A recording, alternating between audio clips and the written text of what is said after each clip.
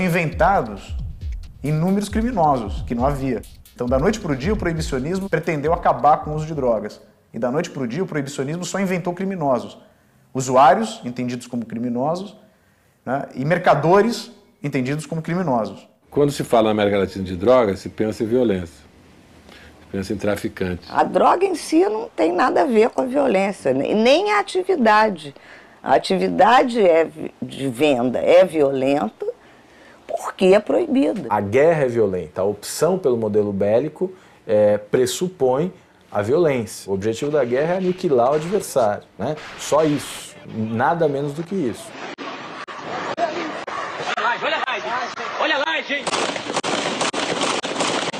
Uma vez que é proibido, só se ocupa pela lei, né? Só cuida disso quem está fora da lei. E quem se beneficia e cresce com isso é quem está fora da lei. Então, é uma lei que beneficia o bandido, é uma lei feita para aumentar o poder criminal. E o traficante vira uma espécie de demônio, porque o sujeito pode ser um delinquente e praticar muitos crimes, como assassinatos, roubos, etc., mas ele é identificado com aquele que parece ser o pior de todos, que seria a prática do tráfico. Considerado um dos maiores narcotraficantes. Se a gente olhar todos os que estão encarcerados e olhar o Rio de Janeiro, a gente vai ver que, na verdade, ela não tem nenhum efeito sobre a segurança pública. O que a gente chama de populismo criminológico é exatamente um discurso que ele vai sendo repetido e que não informa, mas ele produz o que a gente chama de um senso comum criminológico. Eu vou na Zona Sul, na minha academia de ginástica, e vou ouvir as pessoas dizendo: mataram 10, puxa,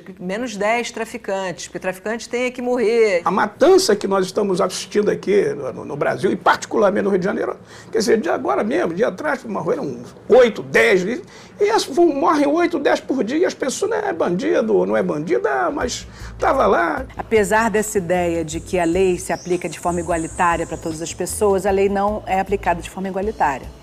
Ou seja, a própria operatividade do sistema penal ao aplicar uma lei abstrata, essa operatividade ela vai necessariamente ter algum tipo de seleção.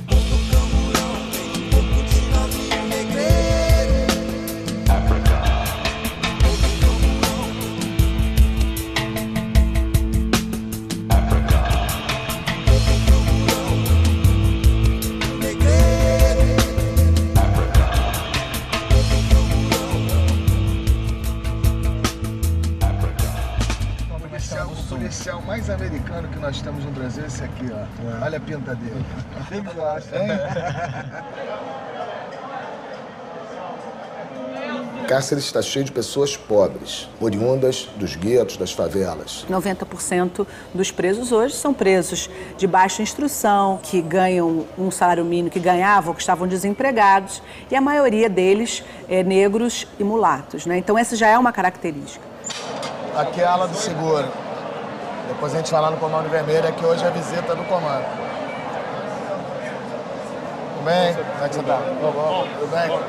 Legal. Em 1998, 60% da população carcerária no estado do Rio de Janeiro estava presa no tráfico. Aqui você tem o número de presos por cela, 52, 73. Então o tráfico é o carro-chefe, e hoje nós temos também o porte de arma e o roubo, os que realmente representam, né, o volume de encarceramento. Então, esse é um processo seletivo. Quais os delitos que vão encarcerar? Tá enchendo de novo, né? Hoje, o alvo dos processos de criminalização são as pontas dos negócios ilícitos.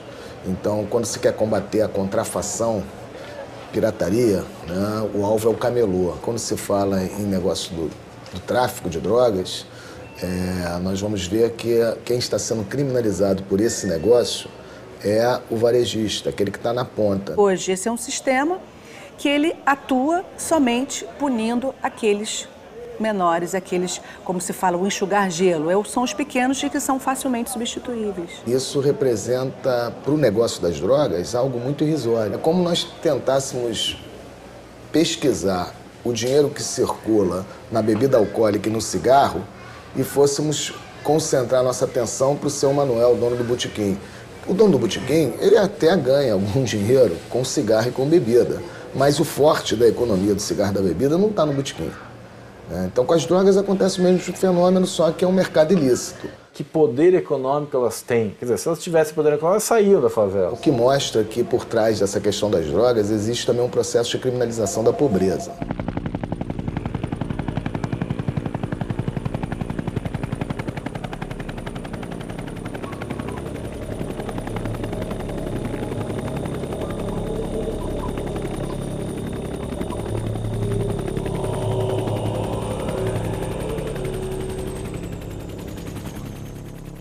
Quantos jovens foram para a cadeia, mesmo da classe média, mesmo ricos? Quantos tiveram a sua vida desgraçada, apesar de serem ricos, apesar de serem da classe média? E o volume monstruoso de jovens das largas massas que foram para a cadeia porque estavam ganhando um dinheirinho para soltar um foguete quando visse a polícia, o outro, enfim, porque aquilo era o emprego que lhe sobrava, era o emprego que lhe era possível. O pequeno traficante, que no fundo é um problema social muito maior, a pessoa que não teve a oportunidade de emprego, se envolveu ocasionalmente, uma vez estava vendendo droga, isso é um problema muito mais sério. Você enfrentar uma questão social importante na base da força, na base do tiro, na base da polícia, eu acho que isso realmente é um desperdício muito grande. Você tem uma perda de vidas de bandido, de quem não é bandido, de senhoras, crianças, de policiais. Será que nós não temos inteligência suficiente para lidar com essa questão de uma outra forma? Toda vez que o governo falha, o governo diaboliza alguma coisa e põe a culpa naquela coisa. O Estado falha miseravelmente em conceder à população qualidade de vida. Jovem é criado aqui sem nenhuma perspectiva de vida, e aí o Estado fala, tá vendo? O crime está aqui, é o tráfico, não sou eu que sou incompetente.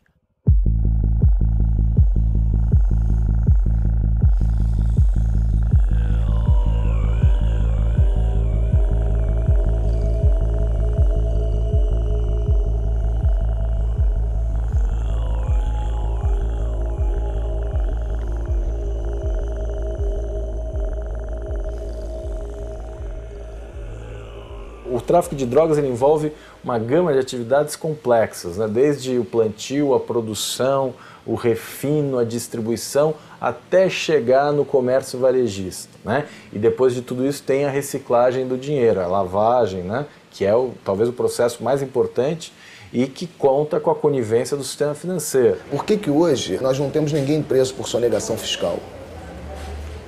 Crimes contra a ordem tributária, né? Lavagem de dinheiro, porque esses delitos são delitos mais sofisticados, né, praticados em ambientes privados e que, portanto, é muito mais difícil para o sistema chegar neles. Né? E existe também toda uma decisão política de se reprimir determinados tipos de delito. Não é crime? O que é crime? Isso não existe. Crime é uma criação política. E de que crime estamos falando? Mas aí vem uma argumentação direta que é a relação das drogas com o crime. Me diga qual é a pesquisa acadêmica séria. Porque, sinceramente, de palpite... Qual é a pesquisa acadêmica séria que prova um relacionamento entre o uso de uma droga ilícita e a prática de um certo crime? De tal maneira, não. Se fumar maconha 5 vezes, comete um furto. Qual é a pesquisa, por favor? 10 vezes de cocaína é uma agressão. E eu te responderia o seguinte.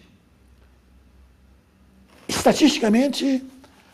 Você pode relacionar muito álcool e brigas de bar em finais de semana. Isso é uma realidade.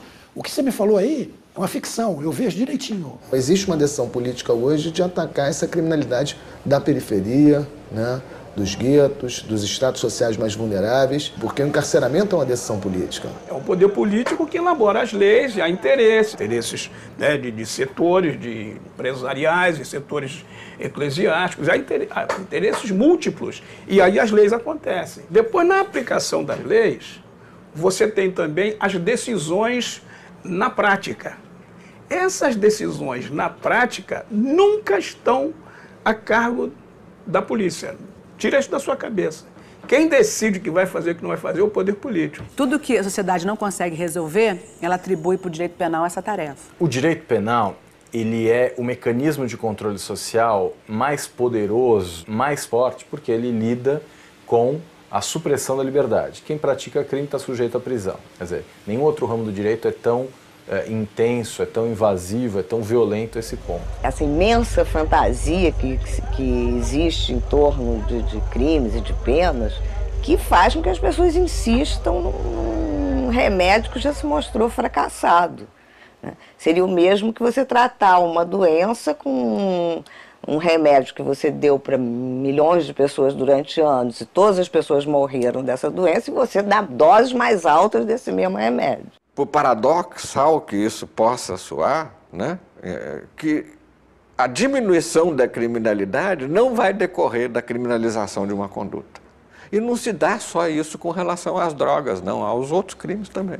Pena não passa de ser uma imposição autorizada e medida de sofrimento. É isso a pena. Nenhuma transformação importante na história aconteceu através ou com a pena, mas sim contra a pena. O direito penal entra nesse conjunto de ações do Estado, mas ele não deve ser hegemônico, porque atualmente é só o que a gente faz. E o pior, a gente o faz de uma maneira militarizada. Temos pesquisas de campo no âmbito criminológico, na nossa região latino-americana, não temos nada.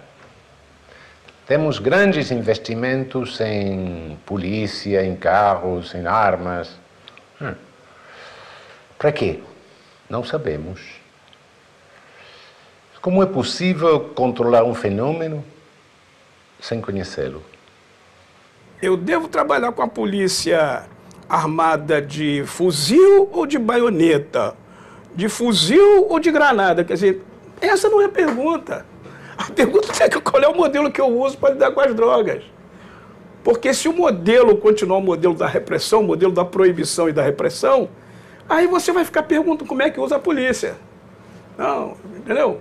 E, por exemplo, esse modelo de UPP, como é que ninguém pensou nisso antes? Ou será que não pensou? Ou será que não já foi feito? Não? O ovo de Colombo? O que eram os GEPAI? Vocês vão falar no GEPAI?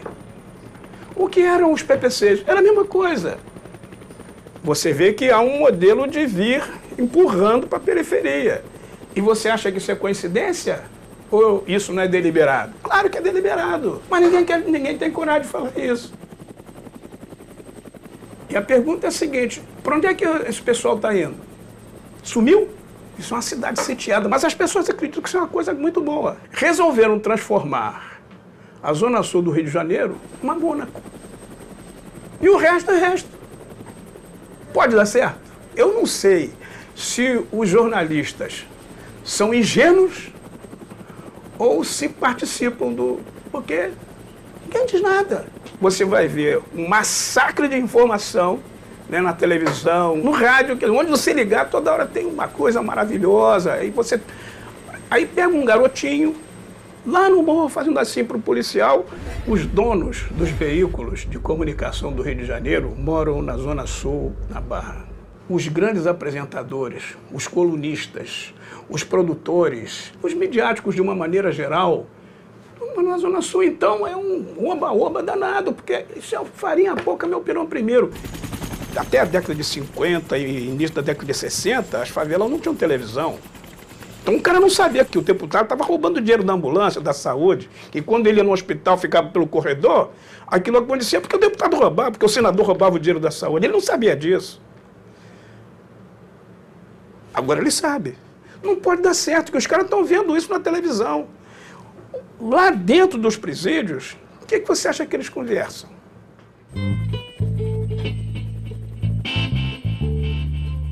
Que a desigualdade é da natureza humana, as pessoas são diferentes, a pobreza ela sempre existiu, existiram as pessoas ricas, as pessoas pobres, o problema é a desigualdade injusta.